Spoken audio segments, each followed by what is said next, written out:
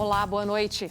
A tragédia ocorrida em Brumadinho vai completar 2 anos na próxima segunda-feira. 270 pessoas morreram, a maioria empregados da Vale, transformando esse fato no maior acidente de trabalho que o Brasil já viveu. A polícia já investigou, os deputados estaduais, federais e senadores também investigaram. A Justiça já recebeu o inquérito e acolheu a denúncia feita pelo Ministério Público de Minas Gerais. Mas até o momento ninguém foi considerado culpado pela tragédia. E ainda há centenas de famílias desabrigadas em razão do risco do rompimento de novas barragens. Para discutir o assunto, convidamos o deputado, que foi o relator da CPI de Brumadinho dentro da Assembleia Legislativa de Minas Gerais, deputado André Quintão, do PT. Deputado, seja bem-vindo, boa noite. Boa noite. Também está conosco nessa discussão o José Geraldo Martins, que é da Coordenação Estadual do Movimento dos Atingidos por Barragens. Boa noite, José Geraldo, seja bem-vindo também. Uma boa noite. E ao meu lado, também atuando como entrevistador, está o diretor de jornalismo da Band Minas, Murilo Rocha. Mais uma vez juntos. Obrigada, Murilo. Boa noite, Inácia. Boa noite aos nossos convidados. Obrigado por aceitar o convite. Deputado, eu começo perguntando para o senhor que fez aí o relatório da CPI, da investigação conduzida pelos deputados estaduais. O senhor coordenou todas aquelas informações ali. Eu fico me perguntando se passados aí quase 2 anos, estamos para completar na segunda-feira, se o senhor imaginava que a Justiça já teria dado um passo mais importante na condenação das pessoas envolvidas nessa tragédia. É um prazer, estar com vocês, com o Zé Geraldo, você, Inácio, Murilo. É um assunto que não pode ser esquecido. Então, próximos aí, de completar 2 anos dessa tragédia criminosa, é fundamental julgarmos luzes sobre esse acontecimento. A Assembleia desenvolveu uma CPI plural, representativa, com suporte técnico muito grande, com acompanhamento das próprias famílias que perderam seus entes queridos, com uma integração muito grande com a Força-Tarefa Estadual, com a Polícia Federal, Ministério Público, e fez a sua parte. Nós apresentamos um relatório muito consistente, mostramos que poderia perfeitamente ter sido evitada esta tragédia. Nós temos um conjunto de fatos que evidenciam que foi uma ação criminosa, Inclusive, a nossa recomendação é o dolo eventual, não simplesmente culposo. O Ministério Público e a Polícia Civil de Minas Gerais, quando apresentaram a denúncia, seguem basicamente o roteiro apresentado pela Assembleia. Inclusive, é uma coincidência de quase a totalidade dos nomes sugeridos para o indiciamento pela Assembleia com o Ministério Público e a Polícia Civil. Apenas 2 nomes são divergentes. E a Justiça acatou. Agora, há um clamor popular e nosso para que o Judiciário possa, no mais breve tempo possível, também colocar essas pessoas em julgamento. Agora, existem os ritos processuais, e a Vale, a gente sabe disso, ela se utiliza, como utilizou na CPI, de vários instrumentos jurídicos para protelar a ação, protelar o julgamento, como também, inclusive, em alguns momentos da CPI, obstruiu os nossos trabalhos com liminares, até na acariação dos envolvidos. Então, eu concordo, há, de fato, uma ansiedade, Nós não podemos admitir impunidade, porque é a impunidade que gera a repetição do fato, como foi Mariana e repetiu-se em Brumadinho. Então, nós estamos acompanhando, viu, Inácia? O presidente da Assembleia acatou nossa sugestão, nós temos um grupo de trabalho, a CPI apresentou 149 recomendações, existe uma matriz de acompanhamento de cada recomendação, Eu tenho essa matriz atualizada mensalmente, até para que a gente possa também, respeitar a autonomia dos poderes, cobrar que cada um faça a sua parte. A Assembleia, depois, durante o programa, vamos falar disso, está fazendo a sua, inclusive, aprovando legislações que foram recomendadas pela própria CPI. José Geraldo, começando então a te colocar na nossa conversa, minha primeira pergunta para você é sobre a esperança de condenação. Você acredita que com tudo que foi investigado, todos os dados que foram entregues à Justiça, podemos esperar uma condenação exemplar? Boa noite. Olha, sim, eu acredito que a Justiça tem os seus trâmites morosos, com vários recursos para garantir o pleno direito de defesa de qualquer acusado, né? O que é uma medida civilizatória. Mas convenhamos que, principalmente quando se trata de grandes crimes e de grandes envolvidos, como é o caso da segunda maior mineradora do mundo, esses instrumentos são utilizados de maneira a fazer com que esse dia nunca chegue. E eu vou pedir licença para citar aqui o caso do Rio Doce, né? Que já foram 5 anos de rompimento, embora tenham um número de vítimas imediatas menor, né? Foram 11 pessoas, mas matou um rio de 750 quilômetros. O dano ambiental foi muito maior. O dano ambiental foi catastrófico, né? E assim, até hoje, o processo criminal, né? Que é o que iria condenar pessoas pelo rompimento, simplesmente se extinguiu, os prazos prescreveram e ninguém foi condenado até hoje, né? Eu só te interromper para Pois não. insistir nesse prazo, nessa questão. O processo foi desqualificado, inclusive. A denúncia era de crime, a justiça entendeu que não havia crime, tinha que responder pela questão de afogamento e tal. De onde vem essa esperança que o senhor falou que acredita que agora que Brumadinho vai ter uma condenação? Existem fatos mais agravantes no caso do crime de Brumadinho, inclusive muito bem levantados pela CPI da Assembleia Legislativa e também pelo Ministério Público do Trabalho, nos levantamentos que fizeram para o processo de indenização das vítimas fatais, que comprovam documentalmente o dolo, a ciência prévia das condições de insegurança da barragem, o próprio papel da Tuvisud, que foi a empresa que deu o laudo de estabilidade, que acabou se retirando do mercado internacional da parte de laudos de barragem, porque a credibilidade dela simplesmente, né, esvaiu-se em fumaça, né? E então assim, e hoje nós tivemos uma notícia, inclusive divulgada pela mídia, que a justiça alemã aceitou a denúncia contra a Vale por crimes ambientais no rompimento da barragem de Brumadinho. É uma justiça mais rápida e é um processo mais simples. Sem querer fazer nenhum tipo de defesa, mas tem uma coisa também que a gente tem que levar em consideração: a justiça brasileira, a legislação brasileira não tem arcabouço teórico legal para poder lidar com crimes dessa magnitude. É diferente de um assassinato, um roubo, né? É uma coisa múltipla, extremamente complexa, que a nossa legislação não abarca. Então, talvez isso é o que a empresa aproveita e se utiliza para poder ir se escapando. Mas nós acreditamos que com o aperfeiçoamento da legislação, inclusive com a ação do Legislativo, que tem sido muito parceiro dos atingidos nessa questão, a gente consiga elementos que levem a justiça à possibilidade de condenação. Por isso, eu tenho esperança. Deputado, eu acompanhei bem de perto o trabalho da CPI, até para poder escrever um livro sobre a tragédia de Brumadinho.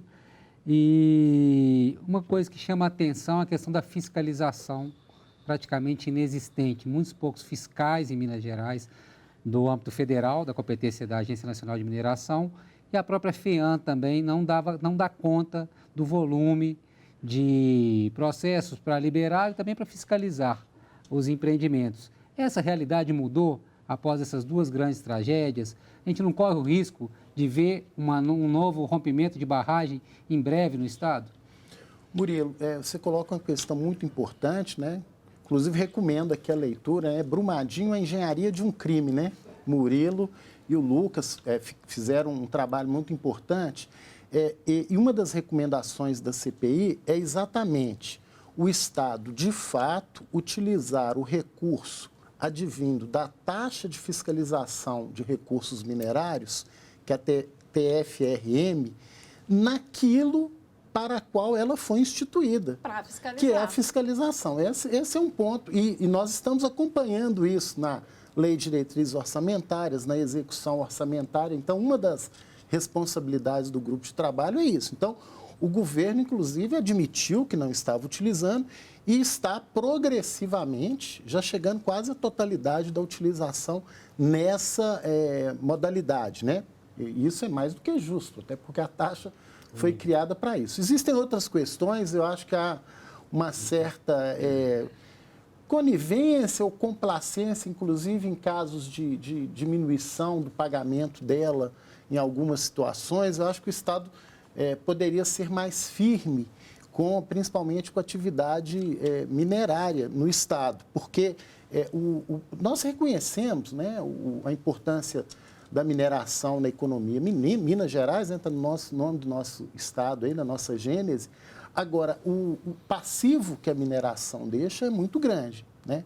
Então, você teria também que ter uma ação, uma cobrança de retorno social e financeiro maior da mineração, não só no plano estadual, mas no plano federal também e até internacional. O Brasil hoje tem a desoneração sobre os produtos exportados, e isso lesa muito a própria economia mineira. Seriam recursos que poderiam fortalecer a estrutura do Estado. O deputado, o que as duas tragédias de Brumadinho e de Mariana e também José Geraldo nos mostraram foi que o Estado confiou demais nos empreendedores o tempo todo, desde os primórdios. A gente tinha uma legislação que cobrava pouco e, sobretudo, que fiscalizava quase nada. Confiava nos relatórios emitidos espontaneamente ou obrigatoriamente pelas mineradoras, mas ninguém ia lá para ver em loco se, de fato, o que o relatório estava dizendo era verdadeiro. Você percebe, pelo que você acompanha aí de outras mineradoras, né? A gente está citando aqui a Vale, diretamente envolvida na questão de Brumadinho, a Samarco também lá em Mariana, mas são outras dezenas de mineradoras. Você percebe que elas estão mais atentas com o cumprimento dos deveres delas? Olha, sem dúvida alguma, houve um aumento no estado de alerta das empresas em relação aos empreendimentos de risco. Logo depois do rompimento de Brumadinho, nós tivemos uma avalanche de cidades que hoje a gente chama de ameaçadas pela lama invisível, que é, Murilo, um tema muito interessante também, que é o caso aqui de Macacos, né, em Nova Lima, é o caso de Congonhas, que está abaixo da barragem Casa de Pedra, Barão de Cocais, com a barragem do Doutor, Itatiaia-Sul, e outras, dos quais não se costuma falar muito, mas que tem uma situação também extremamente ameaçadora, por exemplo, Paracatu, que é uma barragem de mineração de ouro gigantesca, né, que se romper, é uma tragédia, porque a mineração de ouro produz um rejeito, inclusive, mais tóxico do que a mineração de ferro. Já foi constatado a presença de arsênico. Então, assim, é um negócio muito complicado. Então, as mineradoras, de uma forma geral, elas vamos dizer assim, elas se tornaram mais atentas para isso. Mas não muda o fato de que as barragens construídas de maneira inadequada, na lógica da economia de custos e de gastos, permanecem lá. E pouco se pode fazer para mudar isso. O descomissionamento da barragem é um processo demorado, é longo, é oneroso, né? Então, fica tudo assim, mais ou menos no stand-by. O que tem feito agora é dar o alarme, retirar as populações, como foi feito agora recentemente em Ouro Preto, lá no distrito de Antônio Pereira, no caso de Barão de Cocais também. E aí tem um outro problema. Até onde a gente não sabe, até onde são ameaças reais e concretas, ou até onde a empresa está usando isso como uma chantagem para poder fazer obras em áreas que antes ela não podia, porque eram áreas de preservação ambiental ou eram ocupadas por comunidades. Desocupa a comunidade porque vai romper e aí toca trator, derruba a mata, faz a estrada, faz o dique, faz o que precisar, o que eles acharem que devem. Inclusive tem uma história assim em Barão de Cocais e não se tem uma clareza dos processos. Mas assunto para a Assembleia investigar, né, Murilo? Com certeza. A própria Vale, no caso de Brumadinho, havia um processo junto à ANM sigiloso, onde ela teria a intenção de reminerar a área onde a lama passou. Onde os corpos foram jogados Exato. pela lama. E lembrando que existem 11 corpos ou 11 joias, né, ainda não encontradas. Então, nós fizemos essa denúncia na Assembleia e, obviamente, a repercussão foi muito negativa. A Vale teve que recuar e lá será construído um memorial. Mas havia um interesse, sim, isso é foi fato. Inclusive autorização, né? Exatamente. Está tudo documentado. Essa atividade, né, minerária, o Murilo perguntou, mudou, a fiscalização está mais atenta? Nós estamos criando condições para isso. Agora, há um passivo, né, muito grande que foi relatado aqui. Então, o laudo que declarou estável a barragem de Brumadinho foi um laudo falso.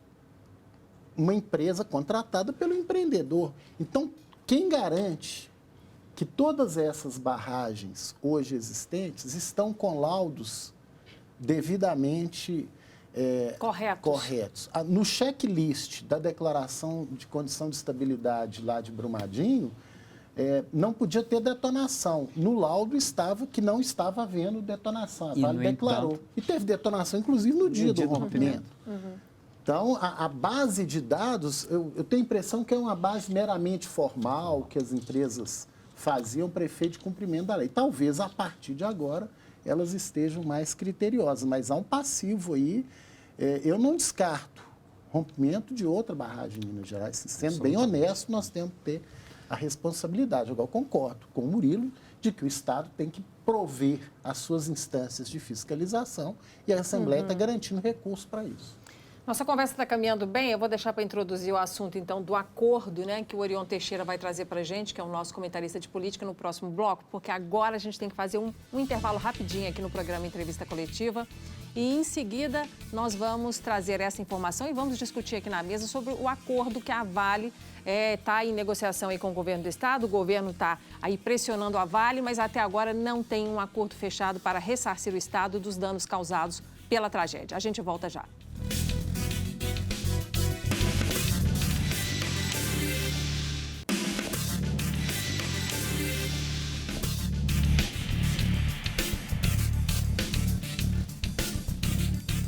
O programa Entrevista Coletiva está de volta agora para nós continuarmos a discutir aqui com os nossos convidados sobre a tragédia de Brumadinho, as consequências dessa tragédia enorme que matou 270 pessoas após uma barragem da Vale se romper em janeiro de 2019. E na próxima segunda-feira, a tragédia vai completar 2 anos.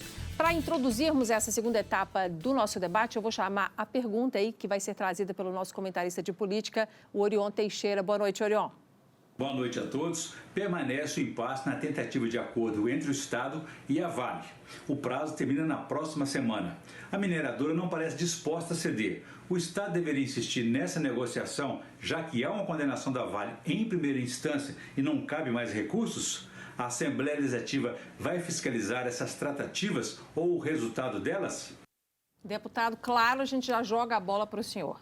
Olha, a tentativa de acordo passou sem a participação, está sendo realizado sem a participação da Assembleia. Então, é bom registrar esse fato. Nós estamos acompanhando pela nossa responsabilidade. Mas aprovamos uma emenda constitucional agora, no final do ano, onde a gente prevê que qualquer receita extraordinária no ano corrente terá que ser aprovada a aplicação, a destinação pela Assembleia Legislativa, naquilo que ultrapassar 1% do volume geral do orçamento do Estado. Ou seja, se o Estado fizer um acordo de, vamos falar, a proposta de 54, a Vale oferece 29, 30, estão falando agora em 40. 1% do orçamento é 4 bilhões, então se for 40, 36 bilhões deverão, né? No caso, até mais, né? Porque orçamento 100 bilhões, 1 bilhão o Estado teria liberdade, então 39 bilhões a Assembleia deveria aprovar a destinação. Por que isso? Porque nós não queremos que a destinação seja feita à revelia daqueles que foram os maiores atingidos.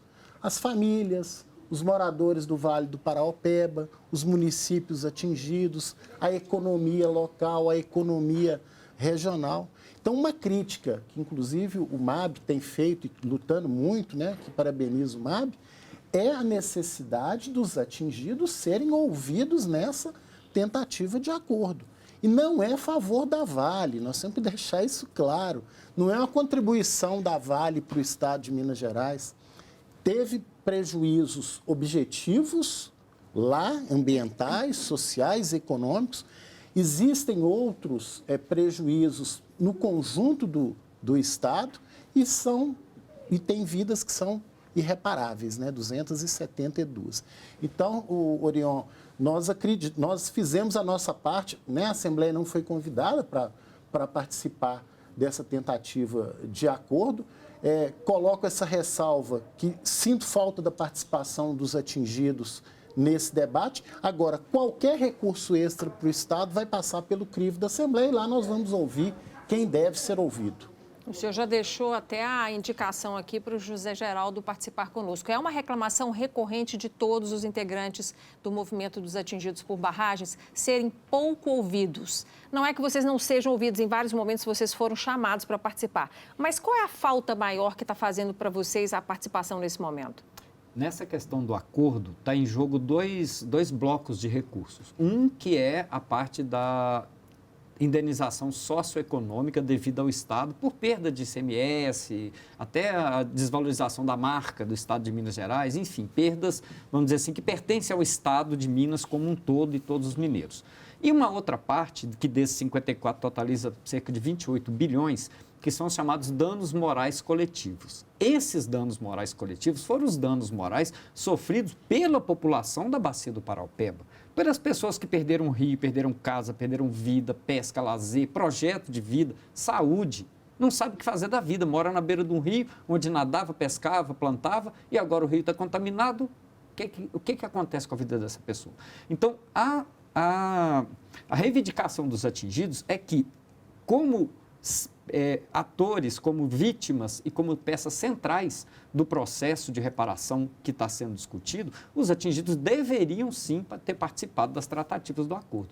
Mas assim como a Assembleia não foi, outros órgãos e entidades também não foram, tem sido um acordo costurado a portas fechadas. Essa é a realidade. Não teve jeito. Inclusive com a decretação de sigilo da contraproposta da Vale, que depois virou confidencialidade, que não tem diferença nenhuma, você não pode mostrar o documento. Então, está ainda sob sigilo. E esse tipo de negociação, ele nunca é benéfico para a sociedade, né? Nem para a sociedade mineira como um todo, e menos ainda para os atingidos, que são as peças centrais, os atores centrais, os sujeitos da reparação, né? Então, nesse sentido é que o MAB vem, juntamente com os atingidos da Bacia do Paraopeba, que formam o movimento dos atingidos por barragens, insistindo nessa questão. Fizemos boas parcerias com a Assembleia Legislativa, com a Comissão Externa da Câmara Federal, fizemos várias tentativas e articulações no sentido de que os atingidos pudessem efetivamente participar.